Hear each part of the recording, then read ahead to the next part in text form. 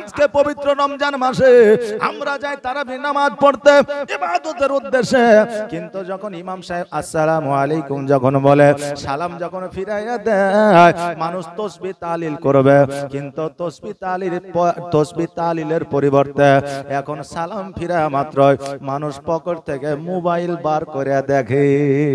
সালাম ফিরার পরে তাসবিহ তাহলিল কিছু নাই, সালাম ফিরার পরে পরে মোবাইল বাহির করে দেখে। তোর মোবাইলে কি আছে যে মোবাইল দেখে? আর নামাজ পড়তে এসেছো, নামাজ পড়ো, মোবাইলে কি আছে? বেরাদার, আজকে কিছু নিউ জেনারেশনের ছেলেরা বলতে আছে যে আজকে শয়তানকে বন্দি না করে যদি মোবাইলের ইন্টারনেট ডাটা যদি বন্ধ করে দেওয়া হয়, তাহলে এই প্রত্যেকটা নিউ জেনারেশনের যুবকরা মসজিদে চলে যাবে নামাজ পড়ার উদ্দেশ্যে।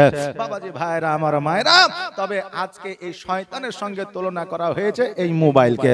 আর ওই মোবাইল পকেটে করে যাচ্ছে তারাবির নামাজে, ইমাম সাহেব বলছে আসসালামু আলাইকুম, আসসালামু আলাইকুম, আর বুঝলেন ফট করে মোবাইলটা বাহির করে দেখছে। এখনো টাইম দেখে, সময় দেখে না, ফটো দেখে না, কি দেখে একমাত্র ওই জানে। হ্যাঁ বেরাদার, মসজিদে মোবাইল নিয়ে গিয়ে সালাম ফিরার পরে পরে আজকে তুমি মোবাইল বার করে দেখো। আজকে মোবাইল বার করে না দেখে একটু আল্লাহ আল্লাহ করো, একটু সুবহানাল্লাহ করো, একটু আল্লাহু আকবার করো, এতে তুমি নেকির অধিকারী হবে।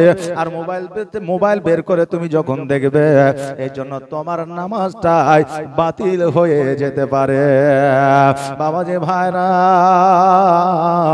আজকে তিনাদের নামাজের মধ্যে ধৈর্য কেমন ছিল, আর বর্তমানে আমাদের নামাজের মধ্যে আপনার ধৈর্য কেমন আছে? হ্যাঁ বাবা, আমরা পবিত্র রমজান মাসে রোজা রাখি, রোজা রাখার পরে আজকে আমাদের যাবতীয় যা কাজ আছে সমস্ত কাজকর্ম করি, কিন্তু বাবাজি, ভাইরা, আজকে পবিত্র রমজান মাসে সেহরি খাবার সময়ে বিবি যদি একটু রান্না করতে দেরি করে দেয়, বিবির যদি আপনার রান্না করার মতো যদি আপনার সময় না পায়, রাত্রিবেলা বিবি আরাম করার জন্য বিছানায় গিয়েছে, রাত্রিবেলা হয়তো ঘুম থেকে জাগ্রত হতে পারে না। তবে বাবারে, আজকে আপনাদের একটা কথাই আমি বলে যাই, আজকে যেমন আপনি দিনের বেলা জমিতে মাঠে ঘাটে এখানে ওখানে কাজকর্ম করে, একজন মা ও সংসারে কাজকর্ম করে, আজকে আপনি রোজা করে সন্ধ্যাবেলায় যখন ইফতারের জন্য ইফতারের পার্টিতে বসে, ওই ইফতারিটা সাজায় আমার মা বোনেরা, কত কষ্ট করে রান্না বান্না করে রোজা অবস্থায় ক্ষুধার্ত আপনার পেট নিয়া, ওই মা বোনেরা আপনার ফল আপনার কাটে, ওই মা বোনেরা আপনার শান্তির জন্য শরবতটা বানায়। আজকে আমার মা বোনেরা রাত্রিবেলায় যদি উঠতে দেরি করে দেয়, স্বামীরা আমরা অনেকে চোখ রাঙাইয়া দিই, এই কাজ করতেছিলাম, সারাদিন কাজ নাই কর্ম নাই, তবুও সেহরি রান্না করার জন্য তোমার দেরি কেন হয়ে যায়? আমরা বিবিকে গরম দেখা দিই, ইফতার তৈরি করতে যদি আমাদের একটু দেরি হয়ে যায়, আমরা বিবিদের আমরা গরম দেখা দিই। বাবারে, বিবিদের গরম দেখায়া সুন্দর সুস্বাদু ফল খাইয়া কোন দিনের তরে ইফতার করে নেকি পাওয়া যাবে না। আমার মা বোনেরা, ভাইরা, স্বামী স্ত্রী মোহাব্বত কাকে বলে? আজকে হযরত আলী রাদিয়াল্লাহু তাআলা আনহর দিকে একটু লক্ষ্য করে দেখা, আমার মা ফাতেমা জোহরা রাদিয়াল্লাহু তাআলা আনহা যদি বাবা রাগ করতে, আমার হযরত আলী রাদিয়াল্লাহু তাআলা আনহু আমার হযরতে মা ফাতেমা জোহরা রাদিয়াল্লাহু তাআলা আনহাকে আপনার মানাইতেন, বুঝাইতেন, ভালোবাসা দিতে। আমার হযরত আলী রাদিয়াল্লাহু তাআলা আনহুর বাড়িতে এত অভাব অনটন থাকার পরেও আমার মা ফাতেমা জোহরা রাদিয়াল্লাহু তাআলা আনহাকে কোনোদিন বাড়ির বাইরে নিয়ে যায় না, কোনোদিন কাজকর্ম করার জন্য নিয়ে যায় না, কোনোদিন বন জঙ্গলে কাঠ কাটবার জন্য নিয়ে যায় না, কোনোদিন জমিতে কাজ করবার জন্য নিয়ে যায় না। আমার মা ফাতেমা জোহরা রাদিয়াল্লাহু তাআলা আনহা পর্দার সহিত বাড়ির মধ্যে থাকতেন। আমার হযরতে আলী রাদিয়াল্লাহু তাআলা আনহু উনি বাইরে গিয়ে কাঠ কেটে বিক্রয় করতেন। এত অভাব এত অনটন থাকার পরে আমার হযরতে আলী রাদিয়াল্লাহু তাআলা আনহু কোনদিনের তরে আমার মা ফাতেমাকে সঙ্গে করে বাইরে কাজের উদ্দেশ্যে নিয়ে যায় না। আজকে আমাদের বর্তমানে পবিত্র রমজান মাসে রোজা রাখার পরে আমরা বিবিকে সঙ্গে নিয়ে মাঠের মধ্যে যাই, আমরা বিবিকে সঙ্গে করে বাজারে নিয়ে যাই, আমরা বিবিকে সঙ্গে করে আমরা শপিং মলে নিয়ে যাই। বাবারে, বড় লজ্জার বিষয়, আজকে অনেকে রোজ রমজান মাসে রোজা করে না, কিন্তু ঈদের বাজার করতে ছাড়ে না। কথা বুঝলেন না? পবিত্র রমজান মাস 30টা দিন, এক মাস পার হয়ে গেল, কিন্তু রোজা নাই। কিন্তু আবার ঈদের দিন ঈদের বাজার করার জন্য শপিং মলে 20,000 30,000 টাকার বাজার করছে। রোজা করে না, লজ্জা লাগে না, কিন্তু ঈদের দিনে নতুন পোশাক না পরলে তার লজ্জা লাগবে। হ্যাঁ মা বোনেরা, আজকে বাজারে গিয়ে যদি জিজ্ঞাসা করা হয় ভাই আজকে ইফতারের সময় তুমি যে বাজারের মধ্যে বাজার করতে আসো, তুমি কিসের বাজার করতেছো? বলছে ঈদের বাজার। তুমি যে ঈদের বাজার করছো, তুমি কি রোজা করো নাই? বলে কেন? বলে এখন তো ইফতারের সময়, তুমি বাজার করতে এসেছো, তুমি কি ইফতার করবা না? বলে হুজুর আমি রোজা করি নাই। বলে রোজা কেন করো না? বলে রোজা এই জন্য করি না, আমার শরীরটা ভালো না। আজকে তোমার শরীর যত ভালো না, রোজা করতে পারো না, তোমার শরীর ভালো না, এত শখ সাদ তোমার কিসের? আরে মা বোনেরা, আজকে পবিত্র রমজান মাসে রোজা না রাখিয়া ঈদের জন্য খুশি মানাইবা, ওই খুশি আল্লাহর দরবারে কবুল হবে না। আমার মা ফাতেমা তো জোহরা রাদিয়াল্লাহু তাআলা আনহা কোনদিন বাড়ির বাইরে যায় না, এত অভাব অনটনের সময় থাকতো। হ্যাঁ বাবা, আজকে আমরা জগতের মধ্যে বাড়িতে কত সুন্দর ফল দিয়ে আমরা ইফতার করি, রাত্রিবেলা সেহরির সময় আমরা কত সুন্দর খাবার দিয়ে সেহরি করি। বাবারে, আমার মা ফাতেমা জোহরা রাদিয়াল্লাহু তাআলা আনহার বাড়িতে সেহরি করবে এমন কোন খাবার নাই, ইফতার করবে এমন কোন খাবার নাই। পানি গাইয়া সেহরি করেছে, পানি পান করিয়া ইফতার করেছে। একদিন আমার হযরত আলী রাদিয়াল্লাহু তাআলা আনহু 2খানা জবের আটার রুটি করবার মতো জবের আটা নিয়ে এসেছে। বাড়িতে নিয়ে আসার পরে আমার মা ফাতেমা জোহরা রাদিয়াল্লাহু তাআলা আনহা যেন 2টা রুটি বানিয়েছে। 2টা রুটি বানানোর পরে ইফতারি করবে। ইমাম হাসান ও হোসেন রাদিয়াল্লাহু তাআলা আনহু বসেছে, আমার হযরত আলী রাদিয়াল্লাহু তাআলা আনহু বসেছে, আমার মা ফাতেমা জোহরা রাদিয়াল্লাহু তাআলা আনহা বসেছে। ইফতারি করবে বাবা 2খানা রুটি নিয়া। এমত অবস্থা আমার হযরত আলীর দরবারে একজন সাওয়ালি এসে খাড়া হয়েছে, একজন ফকির এসে দাঁড়িয়েছে। বলে বাড়ি থেকে আছো গো? আজকে আমি একজন ক্ষুধার্ত ব্যক্তি, আজকে আমার কাছে কোনো খাবার নাই, তোমরা যদি কিছু খাবার দাও আমি ওই খাবারটা খাইবা, আমার খিদাটা নিবারণ করব। বাবারে, আমার হযরত আলী রাদিয়াল্লাহু তাআলা আনহু 2খানা আর মধ্যে 1খানা রুটি ওই দরবেশকে দিয়ে আসলো। কিছুক্ষণ পরে দেখছে যেন আমার হযরত ইমাম হাসান রাদিয়াল্লাহু তাআলা আনহু আর একটা রুটি নিয়ে এসে ফকির দরবেশকে দিয়েছে। জোরে বলেন সুবহানাল্লাহ। আলী বলতেছে, এই ইমাম হাসান হোসেন, 2খানা রুটি ছিল, 1খানা রুটি ফকির মিসকিনকে দিয়ে দিলাম, 1খানা রুটি আমরা অর্ধেক করে সবাই খাবো, তবে ওই রুটিটাও কেন ফকির মিসকিনকে দিয়ে দিলাম? আমার ইমাম হোসেন রাদিয়াল্লাহু তাআলা আনহু বলে, আব্বা গো, আজকে একটা রুটি দেওয়ার কারণে, ওই একটা রুটি দেওয়ার কারণে, একটা রুটিতে যদি ওই ফকিরের পেটটা না পূরণ হয়, ফকিরের খিদা যদি নিবারণ না হয়, কাল কিয়ামতের দিনে বলবে আল্লাহ গো আমাকে একটা রুটি দিয়েছিল, আরো একটা রুটি ইমাম হাসান হোসেনের কাছে ছিল, আরো একটা রুটি দিলে আমার খিদাটা নিবারণ হয়ে যেত। আল্লাহ 2খানা রুটি না দিয়ে 1খানা রুটি দিয়েছিল। আব্বা গো, আজকে এই কথার কারণে আমাদের ওই কিয়ামতের দিনে দণ্ডায়মান হইতে হতো, এই জন্য আব্বা আজকে একটা রুটি না রাখিয়া সমস্ত রুটি ফকির মিসকিনকে দিয়ে দিলাম। জোরে বলেন সুবহানাল্লাহ। নবীর প্রেমিক যারা তারা নিজে না খাইয়া ফকির মিসকিনকে দিয়ে দেয়, কেননা আমার নবী পাক সাল্লাল্লাহু তাআলা আলাইহি ওয়াসাল্লাম বলেছে, হে আমার উম্মত উম্মতিরা, তোমরা নিজে না খাইয়া আজকে যদি ফকির মিসকিনকে তোমরা দান করতে থাকো, ওই দানটাকে আমার আল্লাহ তাবারক তাআলা কিয়ামতের দিন তোমাকে দ্বিগুণ করে দান করবে। জোরে বানা সুবহানাল্লাহ। এই জন্য বাবারে দান করতে গেলে আমাদের কিন্তু বাবা একটা মনের প্রয়োজন হয়। আজকে আমাদের একটু উদারতা হতে হয়, তাছাড়া দান করা সবার দ্বারা সম্ভব নয়।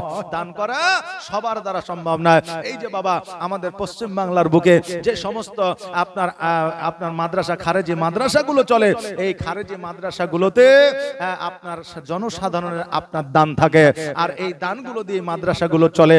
আজকে আমাদের খুব নিকটবর্তী কাছে একটা কানাপুকুর বলে আমাদের ভগবানগোলা এলাকায় কানাপুকুর লাইন পাড়াতে একটা মহিলা মাদ্রাসা হয়েছে।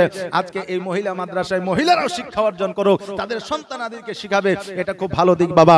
এই লাইন পাড়া কানাপুকুর ভগবানগোলা থানার অন্তর্গত এই যে একটা মহিলা মাদ্রাসা হয়েছে, এই মাদ্রাসায় এই দেখেন সামনে এইটা পবিত্র রমজান মাস চলছে, ঈদের পরেই আপনার 6 তারিখে আপনার ওই জায়গায় জালসার আয়োজন করেছে মাদ্রাসার উন্নতি করবে। আপনার 7 তারিখে 6 তারিখে হওয়ার কথা ছিল, কিন্তু 7 তারিখে ওটা আবার ডেট ফাইনাল হয়েছে।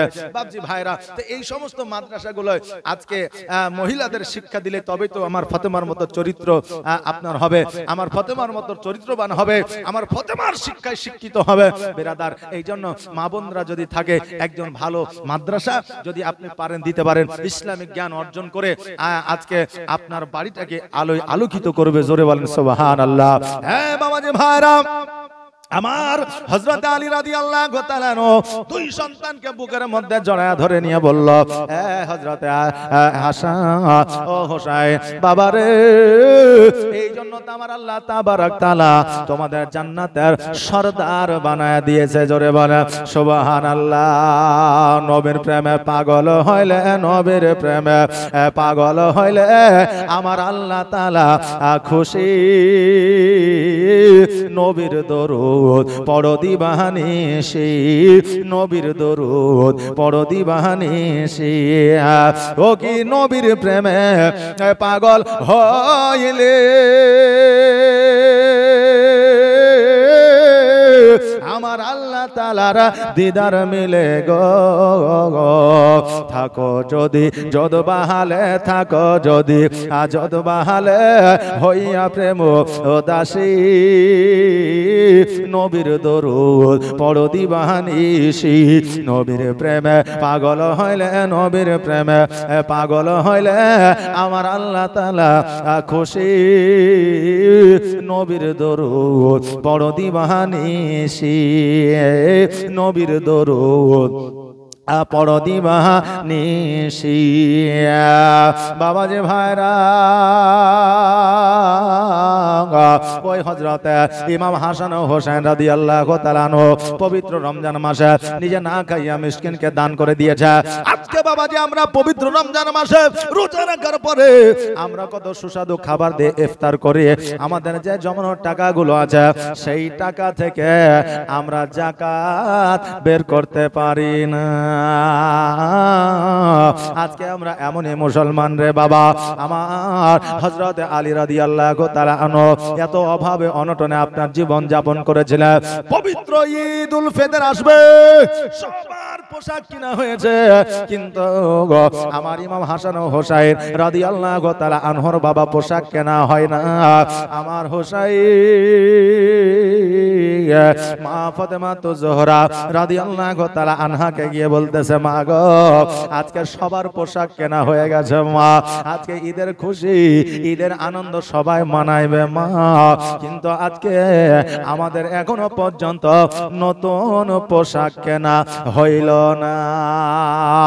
ফাতেমা বলে, আমার বাচ্চা ইমাম হাসান ও হোসেন তোমরা চিন্তা করিও না, টেনশন করিও না, আল্লাহ তাবারক তাআলা নিশ্চয় কোনো না কোনো একটা ব্যবস্থা করবে, তোমাদের পোশাক হয়ে যাবে, তোমার আব্বা তোমাদের জন্য পোশাক নিয়ে আসবে।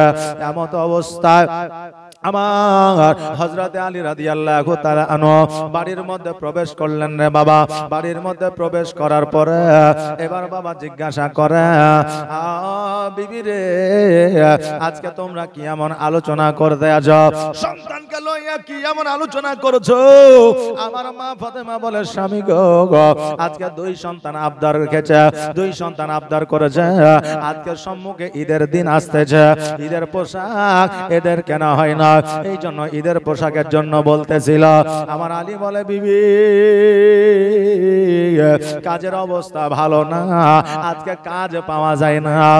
আরে আজকে আমার সন্তানকে নতুন পোশাক কিনে দেব, এটা আমার মন চায়, তোমারও মন চায়, কিন্তু কাজকর্ম না থাকার কারণে হয়তো সন্তানদের পোশাক কিনে দিতে পারা যাবে না। বাবাজি ভাইরা, আজকে নিজের সন্তানকে কে এমন আছে যে নতুন পোশাক দিতে চাই না? নিজের সন্তান খুশি থাকলে মা বাবা খুশি থাকে। নিজের মা বাবা পোশাক আশাক না কিনিয়া সন্তানকে নতুন পোশাক কিনে দেয়, সন্তান খুশি হইলে মা বাবা খুশি হয়ে যায়। আজকে সন্তানের খুশিতে মা বাবার খুশি, আর আজকে আমরা সন্তানরা বড় হইয়া মা বাবার খুশি দেখলে আমাদের মনে সহ্য হয় না। কেন হবে না? আজকে পৃথিবীর মধ্যে চলাফেরা করতে আছেন, আজকে আপনাকে যদি জগতের কেউ ফোন করে তাদের ফোন অ্যাভয়েড করেন, কোনো অসুবিধা না, কিন্তু মা যদি ফোন করে ওই মায়ের ফোনটা কখনো বাবা কেটে দেবেন না, ওই মায়ের ফোনটা কখনো আপনি অ্যাভয়েড করবেন না, ওই মায়ের ফোনটাকে আপনি গুরুত্ব দেবেন, কারণ মায়ের ফোন আসা মানে জান্নাতের সিগন্যাল দেওয়া। জোরে বলেন সুবহানাল্লাহ। মা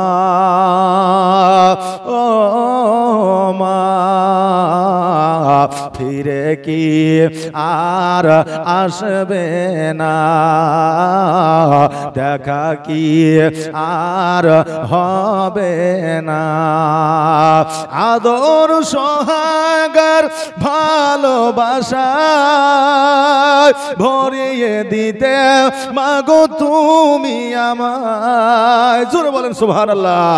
আদর সোহাগার ভালোবাসা ভরিয়ে দিতে মাগো তুমি আমায়। আজ তুমি কোথায় হারিয়ে গেলে, আজ তুমি কোথায় হারিয়ে গেলে, একবার কি আমার পড়ে না মনে, তোমার স্মৃতি আজ বারে বারে কেন যে পড়ছে মনে, তোমার মায়াবী মুখটা মাগো ভাসছে শুধু দুনয়নে, ভাসছে শুধু দুনয়নে। মা ও মা ফিরে কি আর আসবে না, দেখা কি আর হবে না। ও বিরাদার, আমার হযরত ইমাম হাসান ও হোসাইন রাদিয়াল্লাহু তাআলা বলে, ও মা তবে কি আমাদের নতুন পোশাক হবে না? আমরা কি নতুন পোশাক পরতে পারবো না? বাবাজি ভাইরা, এইভাবে যেন দিনগুলো অতিবাহিত হয়ে গেল। ঈদের রাত্রি সেই দিন বাবা চাঁদ উঠে গিয়েছে। ইমাম হাসান হোসাইন রাদিয়াল্লাহু তাআলা আনহুর যেন এখনো বাবা পোশাক কেনা হয় না। আলী রাদিয়াল্লাহু তাআলা আনহু উনি যেন মনটাকে খারাপ করে যেন বসে আছে। আমার মা ফাতেমা জোহরা রাদিয়াল্লাহু তাআলা আনহা উনিও যেন আপনার মনটাকে খারাপ করে বসে আছে। কেন না আজকে বর্তমানে স্বামীর মনটা খারাপ থাকলে বিবি কিন্তু লক্ষ্যপাত করে না, বিবির মনটা খারাপ থাকলে স্বামী লক্ষ্যপাত করে না। কিন্তু আমার হযরত আলী রাদিয়াল্লাহু তাআলা আনহু, আমার মা ফাতেমা জোহরা রাদিয়াল্লাহু তাআলা আনহা এমন বাবা প্রেম প্রীতি ভালোবাসা ছিল, ইনাদের মনে দুঃখ কষ্ট ব্যথা বেদনা হইলে দুজনের মধ্যে ভাগ করে নিতেন। জোরে বলেন সুবহানাল্লাহ। আহারে আজকে তিনাদের ভালোবাসা এমন ভাবে আপনার অটুট ছিল, কিয়ামত পর্যন্ত জারি থাকবে। বাবা এই জন্য কোন যদি নতুন নিকাহ হয়, শাদী হয়, আমার মা ফাতেমা তো জোহরা রাদিয়াল্লাহু তাআলা আনহা, আমার হযরত আলী রাদিয়াল্লাহু তাআলা আনহু, ইনাদেরকে নিয়ে দোয়া করা হয়। ইমাম সাহেব বলে আল্লাহ গো, আমার আলী মা ফাতেমার মতো এদের মধ্যে প্রেম প্রীতি ভালোবাসা তুমি জাগায়া দাও। দুইজন স্বামী আর স্ত্রী যেন বাবা আপনার মনটাকে ভারী করে আসা। এবার আমার মা ফাতেমা তো জোহরা রাদিয়াল্লাহু তাআলা আনহা যেন চিন্তা করলেন, আল্লাহ গো, আজকে আমার আব্বা জান দয়ার নবী মুস্তাফা সাল্লাল্লাহু তাআলা আলাইহি ওয়াসাল্লামের কাছে গেলে হয়তো একটা জামার ব্যবস্থা করে দেবে, একটা কাপড়ের ব্যবস্থা করে দেবে, আমার সন্তানরা খুশি হয়ে যাবে। আর আমার সন্তানেরা যদি খুশি হয়ে যায়, আমি ফাতেমা খুশি হয়ে যাব। আমার মা ফাতেমা তো জোহরা রাদিয়াল্লাহু তাআলা আনহা আমার নবী মুস্তাফা সাল্লাল্লাহু তাআলা আলাইহি ওয়াসাল্লামের কাছে গেলেন। যাওয়ার পরে বলে, ইয়া রাসূলুল্লাহ, ইয়া হাবিবাল্লাহ, নবী গো, আগামী কালকে ঈদের দিয়ে আজকে সবার পোশাক আশাক কেনা হয়েছে, সবাই নতুন পোশাক নিয়ে নতুন পোশাক পরে ঈদগার ময়দানে যাবে, কিন্তু আমার সন্তানদের এখনো নতুন পোশাকের ব্যবস্থা হয় না। নবী আমার বলে, মা ও ফাতেমা, আজকে তুমি চিন্তা করিও না মা, আমার কাছে সেই রকম টাকা নাই, পয়সা নাই, আমি কেমন করে আমি পোশাক আশাক কিনে দেব? কেন না, আমার হযরত ইমাম হাসান হোসেন আমার কলিজার টুকরা, আজকে আমি যদি ইমাম হাসান হোসেনকে যদি আমি পোশাক কিনে দিতে পারি, আমি নবী আমিও খুশি হয়ে যাব। ও ফাতেমা, যাও যাও বাড়ির দিকে যাও, আল্লাহ নিশ্চয় এর একটা ব্যবস্থা করবে। সকাল হয়ে গেল, ইমাম হাসান ও হোসাইনের পোশাকের যেন ব্যবস্থা হইল না। ইমাম হাসান ও হোসাইন জানো বাবা আপনার জেদ রেখেছে। মা ফাতেমাকে বলতেছে, মা গো, আমরা কি নতুন পোশাক পাবো না? আমাদের কি নতুন পোশাক আসবে না? এই বলে যখন আমার মা ফাতেমা তো জোহরা রাদিয়াল্লাহু তাআলা আনহাকে বলতেছে, আমার ফাতেমা তো জোহরা রাদিয়াল্লাহু তাআলা আনহা ঘরের মধ্যে গিয়েছে, যাওয়ার পরে 2 রাকাত নামাজ আদায় করার পরে আল্লাহর দরবারে দোয়া করেছে, আল্লাহ গো, আজকে আমার সন্তানের পোশাকের ব্যবস্থা করে দাও, কারণ আজকে আমাদের সন্তানদের আজকে কাকুতি মিনতি আমি ফাতেমা সহ্য করতে পারি না। আল্লাহ, আজকে আমার ইমাম হাসান হোসেন যদি আপনার পোশাক না পায়, আজকে আমি ফাতেমা সহ্য করতে পারবো না। আল্লাহ বলে, জিবরিল রে, আজকে আমার জান্নাতের রানী, জান্নাতের সর্দারি ফাতেমা তো জোহরা আজকে আমার দরবারে হাত দোকানে উত্তোলন করেছে, আজকে ইমাম হাসান হোসেনের পোশাকের জন্য আর দেরি করিস না, জলদি করে চলে যা, আর জান্নাত হইতে 2টা পোশাক ইমাম হাসান হোসেনের জন্য নিয়ে যা। বাবাজি ভাইরা, আজকে আল্লাহর ফেরেশতা হযরত জিবরিল আমিন জগতের মধ্যে 2টা পোশাক নিয়ে আসলে, একটা ইমাম হাসানের জন্য, একটা ইমাম হোসেনের জন্য। যখন আপনার ওই পোশাকটা বার করে দেখলো, ইমাম হাসানের জন্য সবুজ কালারের যেন জামা, আর ইমাম হোসেনের জন্য একটা লাল কালারের জামা। এখান থেকে বিশ্লেষণ করেছিলেন আমার নবী মুস্তাফা সাল্লাল্লাহু তাআলা আলাইহি ওয়াসাল্লাম। বাবারে, এই ঘটনা বলতে গেলে অনেক দূরে চলে যাবে। বেরাদার, আজকে আমার নবী মুস্তাফা সাল্লাল্লাহু তাআলা আলাইহি ওয়াসাল্লাম যখন জিজ্ঞাসা করলেন, এদের পোশাকের কালার কিন্তু আলাদা আলাদা কেন?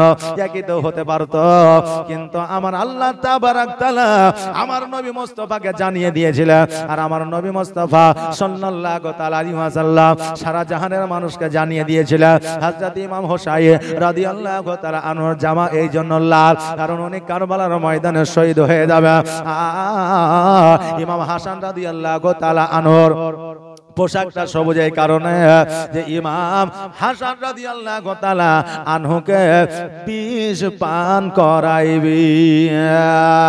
ওই পোশাক পরিধান করে ঈদগার ময়দানে আমার নবী মুস্তাফার সঙ্গে যেন বাবা আপনার ঈদগার ময়দানে অগ্রসর হয়ে গেল, রাস্তা দিয়ে যেন চলতে লাগলো। আর আমার ইমাম হাসান ও হুসাইন রাদিয়াল্লাহু তাআলা আনহুকে আমার নবী মুস্তাফা সাল্লাল্লাহু তাআলা আলাইহি ওয়াসাল্লাম যেন কোলে পিঠে উঠায়া নিল। গো দয়ার নানা জান, ও গো সরওয়ারে মদিনা, আপনার হোসাইন হয়েছে ওই কারবালায় রওয়ানা। আখেরি সালাম নাও নানা, ওই ছেড়ে যায় সোনার মদিনা, ওই ছেড়ে যায় সোনার মদিনা। প্রাণ ভরে দেখে নাও নানা, প্রাণ ভরে দেখে নাও নানা, দেখা যে আর হবে না। ও গো দয়ার নানা জান, ও গো সরওয়ারে মদিনা। ওই ভাইজান ইমাম হাসান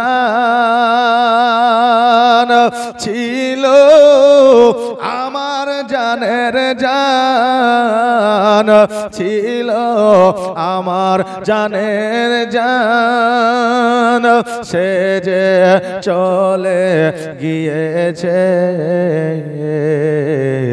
একা আর ভালো লাগে না। ও গো দয়ার নানা জান, ও গো সরওয়ারে মদিনা। বিরাদার আমার নবী মুস্তাফা সাল্লাল্লাহু তাআলা আলাইহি ওয়াসাল্লাম ইমাম হাসান ও হুসাইন রাদিয়াল্লাহু তাআলা আনহুকে যেন কোলে করে নিয়ে আপনার ঈদগার ময়দানে গেল। বাবা রে,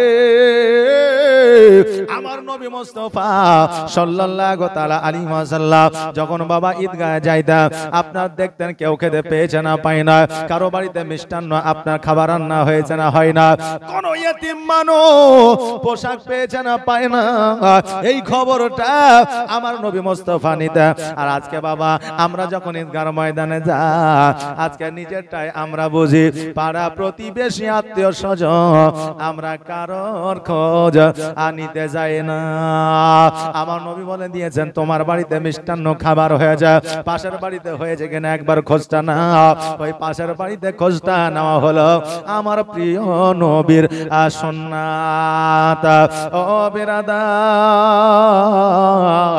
আমার নবীজি ঈদগার ময়দানে যাইতে আসে, এমন তো অবস্থায় দেখতেছে একজন বাচ্চা রাস্তার ধারে ধুলাবালি গায়ে আপনার দুই চোখের পানি ছেড়ে দিয়ে যেন কান্না করতে আছে। নবী আমার গুটি গুটি পায়ে গিয়ে জিজ্ঞাসা করে, বাচ্চারে আজকে তুমি কেন কান্না করতে আছো? আজকে তোমার শরীরে এত ধুলাবালি কেন? আজকে তো পবিত্র ঈদের দিন, আজকে তো খুশি হওয়ার কথা, আজকে তো তোমার আনন্দে আনন্দিত হয়ে থাকার কথা, আজকে তোমার কান্না কেন? চোখে কেন তোমার পানি? বাচ্চা বলে, ইয়া রাসূলুল্লাহ, ইয়া হাবিবাল্লাহ, নবী গো আজকে খুশির দিন, ঈদের দিন, এটা ঠিকই, কিন্তু নবী গো আজকে আমার আব্বা নাই, জগৎ থেকে বিদায় নিয়েছে। আজকে আমার মা না, আমার মা আমাকে আজকে জগৎ থেকে বিদায় নিয়ে, আজকে আমার মা আমাকে জগতে একা করে দিয়া আমার মা জগৎ থেকে বিদায় নিয়েছে। আজকে জগতে আমার মা নাই, আজকে আমার আব্বা নাই, আজকে জগতের মধ্যে আমার আত্মীয় স্বজন কেউ না, আমার চাচা নাই, ফুফু নাই, খালা না। ইয়া রাসূলুল্লাহ,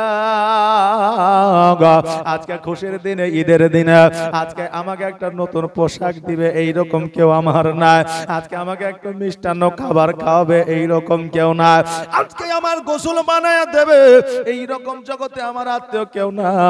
এই জন্য সবাই ঈদগার ময়দানের দিকে যায়। আমি সবাইকে দেখি আর আমার আব্বার কথা মনে পড়ে যায়, আমার মায়ের কথা মনে পড়ে যায়। আজকে আমার আব্বা বেঁচে থাকলে আজকে আমার জন্য নতুন পোশাক নিয়ে আসতো। আজকে আমার মা বেঁচে থাকলে আজকে আমার মা আমার গোসল বানায়া দিত। আমি সবাইকে দেখে আজকে আমার কান্না বন্ধ করতে পারি না। আজকে আমার দুই চোখ দিয়ে অশ্রু ঝরে যায়। আমার ধুলোবালি আমার শরীরে লেগে আছে। ইয়া রাসূলুল্লাহ, আজকে পরিষ্কার করার মতো আমার আত্মীয় বলতে কেউ না। নবী আমার বলে, বাচ্চারে আজকে তোমাকে যদি সঙ্গে করে নিয়ে আমার বাড়িতে নিয়ে যায়, তোমার ধুলোবালি পরিষ্কার করে দিয়া তোমাকে যদি নতুন পোশাক আমি পরিধান করাইয়া দিই, আজকে তুমি যদি তোমার আব্বা মাকে পেয়ে যাও, আজকে তুমি খুশি না বেজার হইবা? বলে আমার আব্বা মা কে হবে? বলে আমি নবী তোমার আব্বা হয়ে যাব। আমার বিবি হযরতে আয়েশা সিদ্দিকা রাদিয়াল্লাহু তাআলা আনহা আজকে তোমার মা হয়ে যাবে, তুমি খুশি না বেজার বলো? ওই বাচ্চা বলে, হুজুর গো, এটা তো আমার নসিব, এটা তো আমার তাকদীর, আজকে নবীর মতো আব্বা পেয়ে যাব। আজকে আয়েশা সিদ্দিকা রাদিয়াল্লাহু তাআলা আনহার মতো আমি মা পেয়ে যাব। এর চাইতে সৌভাগ্যবান জগতের মধ্যে আর কেউ হতে পারে না।